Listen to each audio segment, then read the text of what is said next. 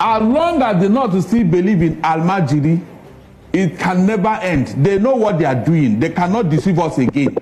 In the first place, who told you not to educate your people? Was it me? Nigeria had independence in 1960. All of us were here. You decided to choose whatever you want to choose. And now you want to blame us for your problem. Do you not have the capacity to give your people free education like Awolowo? The Igbos never had any free education. So, why are you not telling us that if you let them uneducated? I don't get it. You don't feel that you have this entitlement mentality. Is it our fault that this thing is happening in your area? You people should go home and think. Yes, you created this problem. Don't run away from it. Let me ask you. Why are they spreading all over Nigeria? Why are they spreading? Okay, let me ask you. Do you think there are no kidnappers and criminals in the southeast or the southwest? Sir, listen. If what is going on in the southeast is the same thing that going in the north, in fact, it's like there will be peace in Nigeria. All right. Thank you very much. There will be peace in Nigeria. To me. Thank you very much. But on your comment on education, I tend to agree with you that our leaders really has failed the nation because they have not concentrated on education. Everybody is after himself. I agree with you that one. I confess. I confess. But you see, but what I will not agree with you is criminality is everywhere. Everywhere.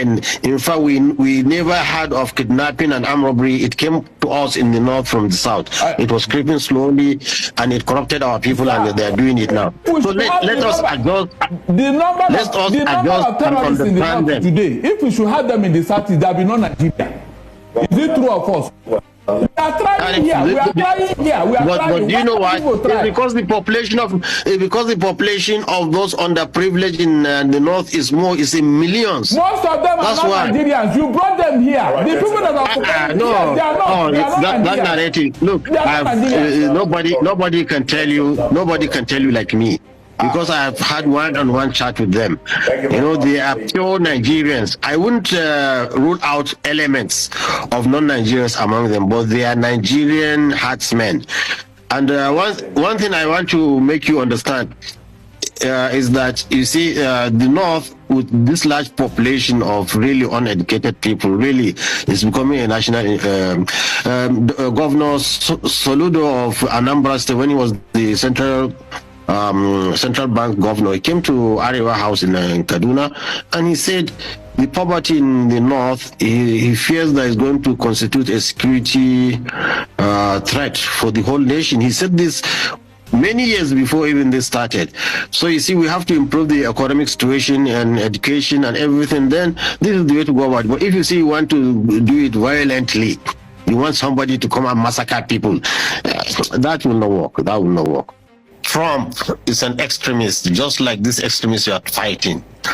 In fact, they could even be behind them just because they want our resources. In fact, so many experts, intelligence said the West is behind Al-Qaeda, the West is behind ISIS, the West is behind all this, so that, you know, they give you a problem and suggest a solution. Then they are building the biggest consulate in Nigeria. Why? In Lagos. Because they want to come and establish the authority and power here. So you people should not allow them to use the name of Christianity. There are no any Christians. This man groping women and doing all those kind of things. This is convicted felony. You are thinking he's coming to protect. Christianity is a reverend religion. In Islam, let me tell you, read the Quran. The Quran is there. وَجَعَلْنَا فِي قُلُوبِ الَّذِينَ اتَّبَعُوهُ رَحْمَةً وَرَحْمَةً. Allah has told us in the Quran, the followers of Jesus, Allah has put compassion and mercy in their hearts. They are very loving people. This is Christianity, not this kind of nonsense cowboy accusing people, threatening all the world and one thing is an antichrist, you know, because in the name of Christ, and he's saying he's a peaceful man and he's a warmonger, you know, trying to cause problem all over. So I want Nigerian Christians to know they have no better friends than these Muslims we are neighbors with. You know, we can live together in peace. The language of Trump is very contemptible and disrespecting the integrity and sovereignty of Nigeria. He called us. He called us.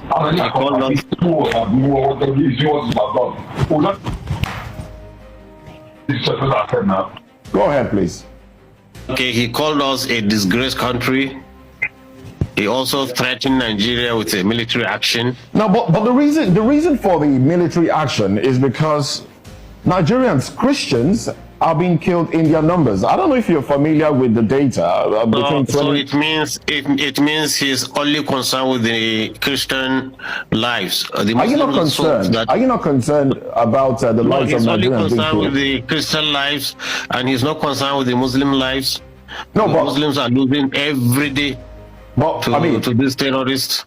If we X-ray the statement from President Trump, he said he didn't say he's going to come and kill Muslims. He said he will come and he would wipe out the Islamic jihadists. No, you see, let's be pragmatic. Let's be pragmatic in what we do. He is specifically showing that he's a vanguard of Christianity and Christians here. That will automatically turn the Muslims against him, even though he's fighting the terrorists. And one thing also, the terrorists, because they have been attacking Muslims more. Now, if by any chance he kill anyone terrorist in the name of protecting Christians, they immediately turn their guns directly on the Christians. Government not being too active jihad, and that jihad is targeted on the southern part of the country. You can see the argument up and down that the north, the Nigeria is going to be divided between the south and the north. Or even though those kind of statement is already fomenting certain policies, in United States of America currently now, where there is plan, to put Nigeria aside into southern Nigeria and of course northern Nigeria. The southern Nigeria has been promoted to that extent, possibly might be named, Biafra at the end of the day. But the fact still remains, how will the southwest people, look at it from that direction when trouble is coming in, like what we see happen in Sudan. Anybody that is claiming there's no genocide in Nigeria is not saying the fact. You can see that kind of decisive decision taken by the United States of America. We celebrate, Randy Moore, and we celebrate, Ted Cruz. We celebrate these people because they come out with something that the Nigerian government never see it, coming anyway. Bola Ahmed Tinubu never see this actually coming. But here today, we are talking about something we have been hammering on for years now.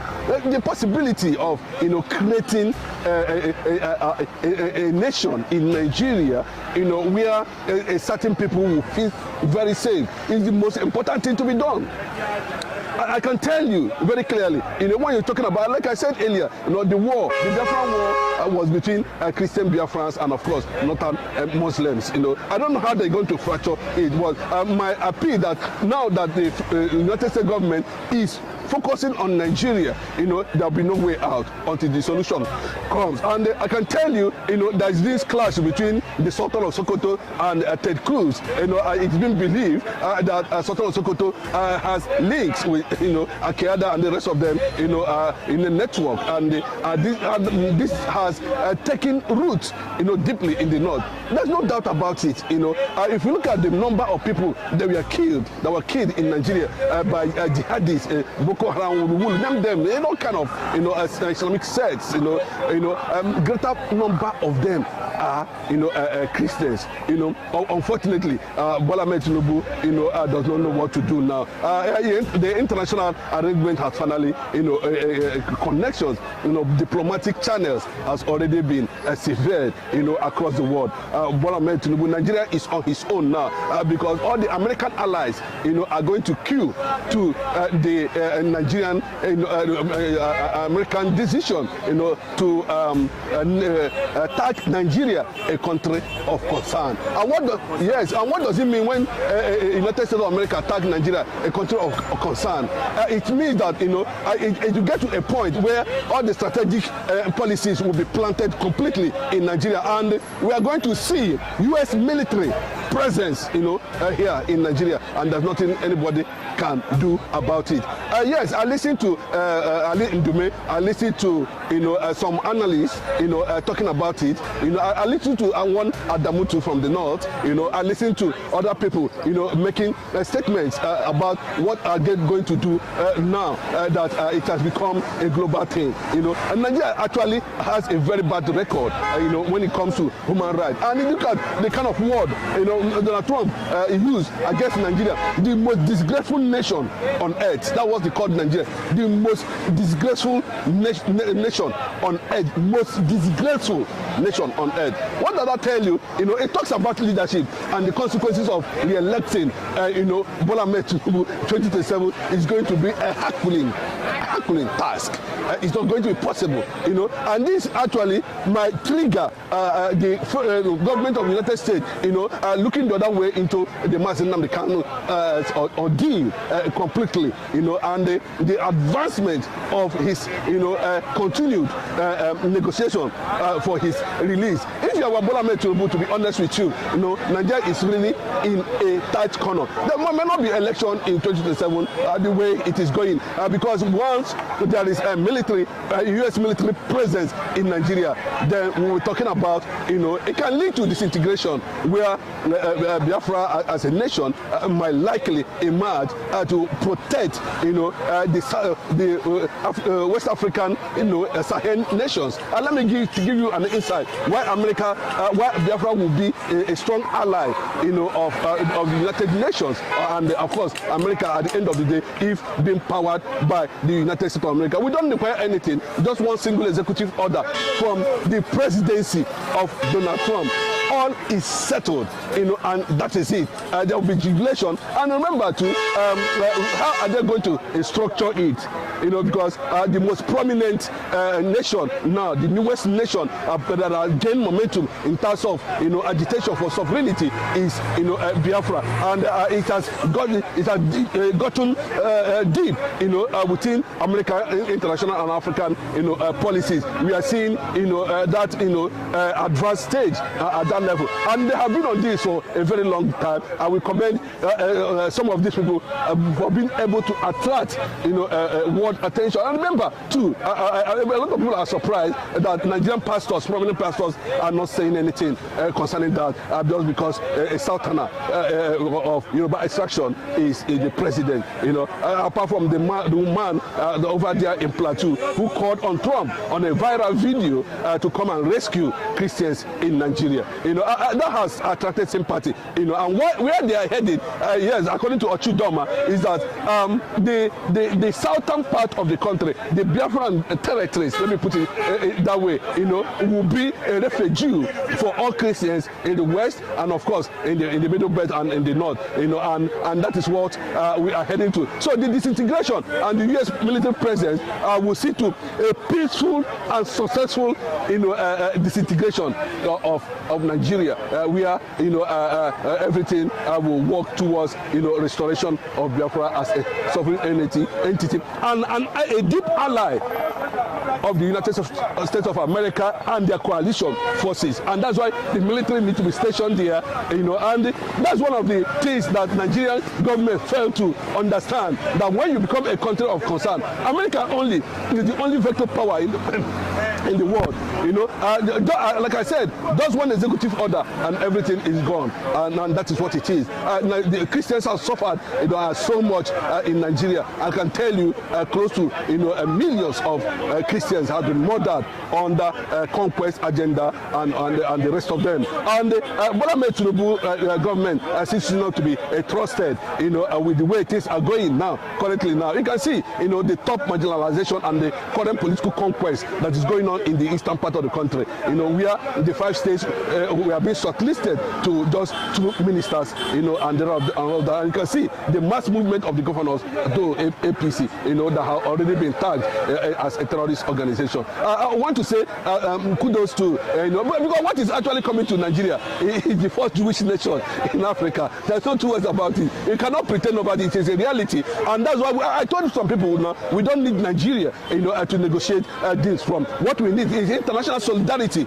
backed up by international law and international forces and powerful nations of the world, key into the reality. Well, we have died enough, and we need the world to understand at this point in time that the only thing that's left for currently now, the reason why Mazi Nnamdi Kanu is there is because of the conquest that is going on, the killing of Christians, he raised the alarm and all that.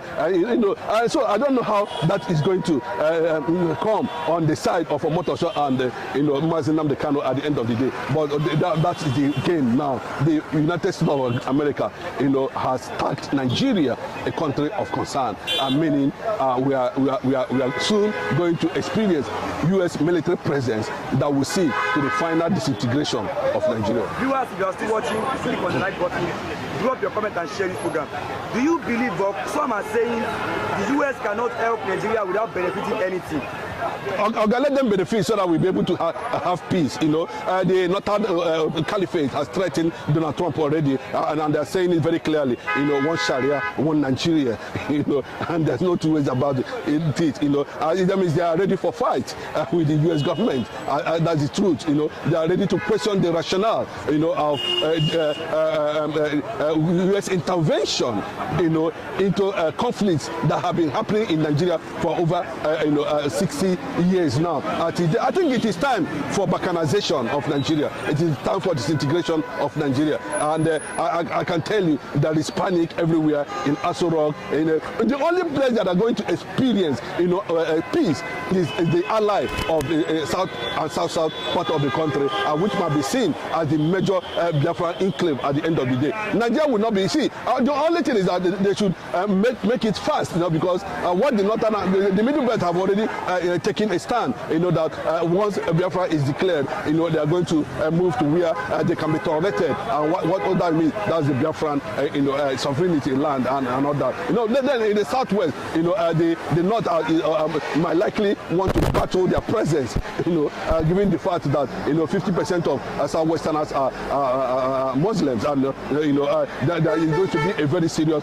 battle at the end of the day. And they're saying in the next 40 years from now, the entire southwest will collapse under Islam completely if nothing is being done. And that's what the Sultan of Sokoto is defending their position when the American congressman, Ted Cruz, accused him of having links with Al-Qaeda and the killing of Christians. The killing of Christians is not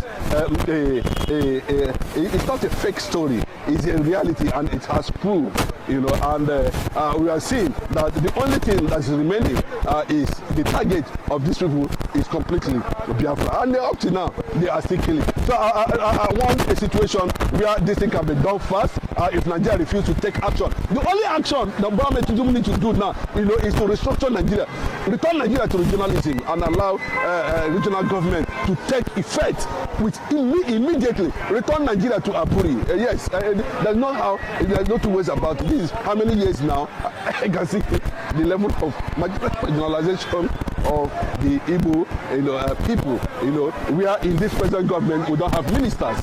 And you can see the level of oppression, and still these people are coming out to celebrate. And that's a sign of, when you are not giving political presence and the national presence within the space of things, you are gradually collapsing into, uncertainty of conquest, and that's the message. Thank you.